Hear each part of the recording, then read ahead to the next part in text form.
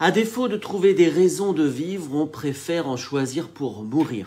C'est tout le sens que je donne à cet énième débat ouvert et déjà d'ailleurs médiatiquement refermé pour beaucoup de journalistes concernant la question de l'euthanasie. C'est une discussion fragile qui mérite de la nuance, ce dont mes pères ont oublié le concept depuis 30 ans. Bref, il faut y aller, chacun doit choisir sa mort et ce n'est pas négociable. Je le dis souvent, la somme des situations individuelles ne fait pas l'intérêt collectif et donc pourquoi légiférer. Et puis surtout, il ne faut pas confondre la douleur avec la souffrance. La souffrance s'entoure, se travaille, se canalise, s'adapte, rejaillit parfois, s'apaise, s'efface aussi, ou pas. La douleur se traite, point. La souffrance est intime et la douleur est personnelle. Ce n'est pas la même chose, les enfants, et je sais de quoi je parle. On ne soigne pas l'intime, on ne légifère pas sur l'intime, car l'intime est intime. Par contre, on peut définir jusqu'où on traite le personnel. Le reste, l'intime, cette petite part du personnel, c'est entre le médecin, le patient et les proches. Une ligne de crête extrêmement fragile et pas besoin de sortir l'artillerie lourde et donc de nouvelles lois. C'est cela les soins palliatifs et la différence entre l'euthanasie que j'ai du mal à appeler droit à mourir dans la dignité, je vous l'avoue, ou encore suicide assisté selon les situations.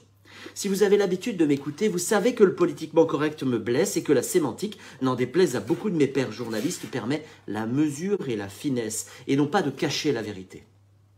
Alors, ce matin, plutôt que de trouver du sens à la mort, je vous invite à vous intéresser à la vie, parce que franchement, le seul à avoir donné du sens à la mort, les cathos, on le sait, c'est Jésus. Et là, je sens poindre les sceptiques, et comme je ne suis pas théologien, je vous invite soit à vous mettre à prier, ou à chercher la prière, soit à consulter le curé le plus proche de chez vous.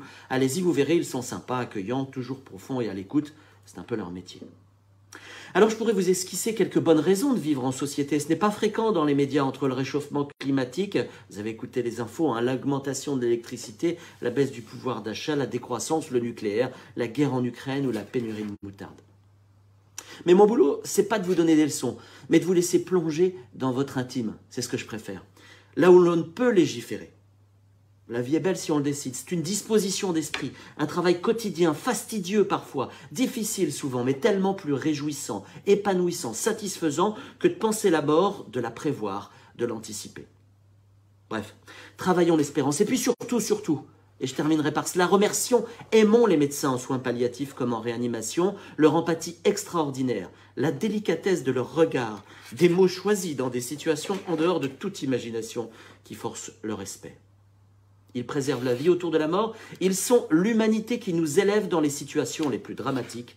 Je le sais, je les ai connus, ils m'ont tenu debout. À la semaine prochaine.